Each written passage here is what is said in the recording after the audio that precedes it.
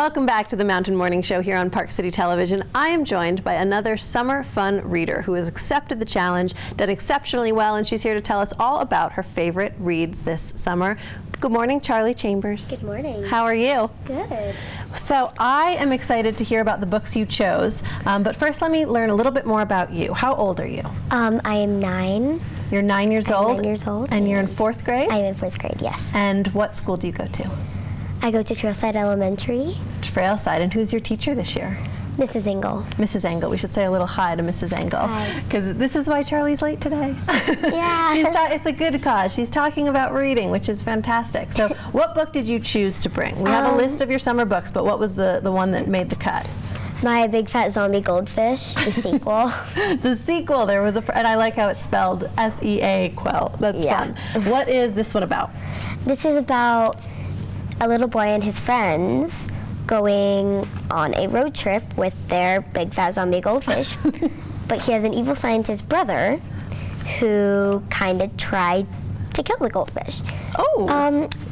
In the first book. So they're trying, and he's trying to capture the evil eel of Eel Bay. Okay. And get it to become a zombified eel. And wow, so the evil scientist's brother is not a good guy. Nope, not at all. Don't tell us if he succeeds, though. Don't tell us if the zombie goldfish makes it or not, because there might be a second sequel. A sequel. A sequel. I like that. And then, okay, on your list, I see you have read Harry Potter and the Half-Blood Prince. Yes. Are you loving it? I'm loving it. Everybody just loves these books, and I think it's so fun that they're written sort of age appropriate as you go up through the chapters. What was your favorite part about that book? I gotta say this wasn't very my favorite, but it was all the kind Harry of funny. Potters? Yeah. Okay. I'd say my favorite Harry Potter book would be The Prisoner of Azkaban. The Prisoner of Azkaban? They meet Sirius Black. You're like, yes, that's the good stuff. Yep, that's the good stuff. Let me ask you a question, because I like to find out from young people's perspective. If you could sit down and hang out with J.K. Rowling, and you could ask her any questions about her books or her characters, or if you could be in it, what would you want to talk to her about? I don't know. That's a hard question, because I haven't really ever thought about that. It's hard, right? But you meet, and I just think, how did you come up with this? What are these cool stories and these characters? Well, if you could, of all the Harry Potter characters, if you could be friends with one of them, if you could hang out with one after school, or Hermione, definitely. Hermione, yeah, that would be your favorite. She is exactly like me. Is she really? What is it about her that makes you like her so much? She's really will study and really doesn't care to. Okay, I like it. But then she'll get so stressed out that she'll freak out and And you're like, I relate and she'll be to like, that. I don't want to stress out, but I don't want to do this. I want to do well, but I don't want to stress out. Yeah. I think that's timeless, to be honest with me. I don't think it's just you.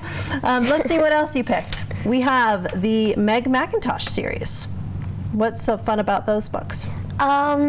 So I got this series in 2nd grade, and they've always been a really good series because they really just are interesting. You're like, wait, I can solve these riddles myself, and I don't need her help anymore, but she's still really fun to read. But she still helps you. Yeah, she still helps me. It's like, wow, I'm 9 and these are 2nd grade books and I can't figure out these riddles. It's good though. It's always good to have a challenge, right? Wait. It's a little different. And then you chose Spy School. I think you're a reader after my own heart. My favorite books when I was your age were the Nancy Drew books, because I loved the mysteries and trying to figure it out. What is Spy School about?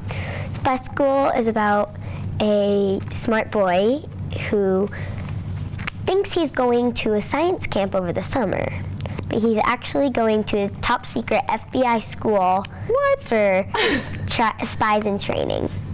Wow. So, and he doesn't know how to use a gun or anything, and he doesn't pass his test, but they find out that one of their friends might have been the person who put them up to this.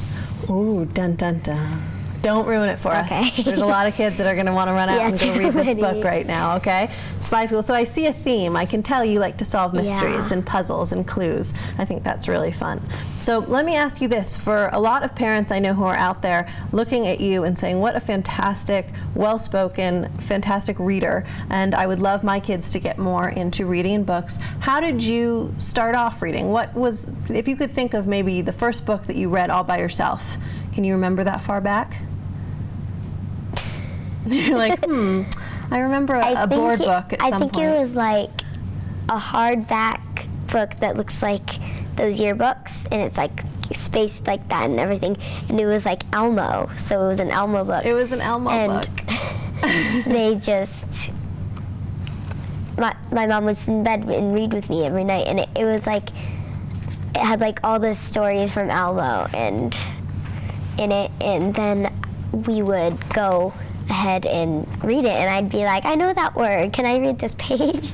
That's wonderful. So your mom read to you every night? Yeah. Good job, Mom. Way to go. And now you're reading Harry Potter books, over 500 pages all by yourself. Yep. And let me ask you this. Is there any like favorite spot that you like to read where we'll find you sort of curled up with a book? Usually everyone has that little like secret spot they like to read. You like to read first thing in the morning, at night, at the end of the day? At night, at the end of the day. At the end of the day. You'll find me curled up under my covers with a flashlight or something.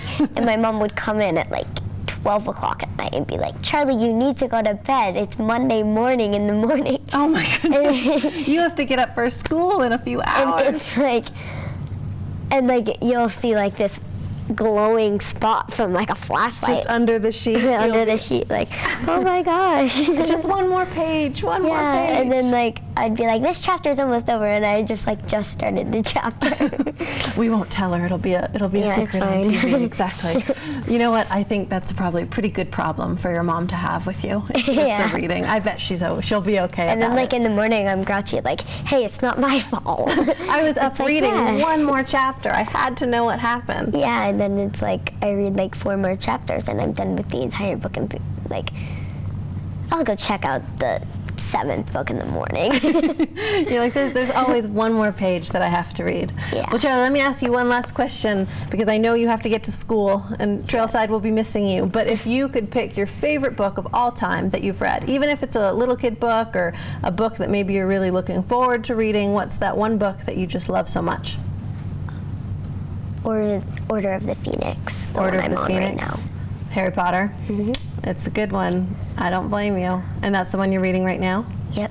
All right, well, I have a feeling we're going to have, your mom's going to be finding you under the sheet with a flashlight until Yep. Order of the Phoenix is done. Thank you so much for being here, and congratulations on our Summer Fun Reader Challenge, and hopefully you'll keep going and you'll visit us next year. Okay. All right, thanks, Charlie.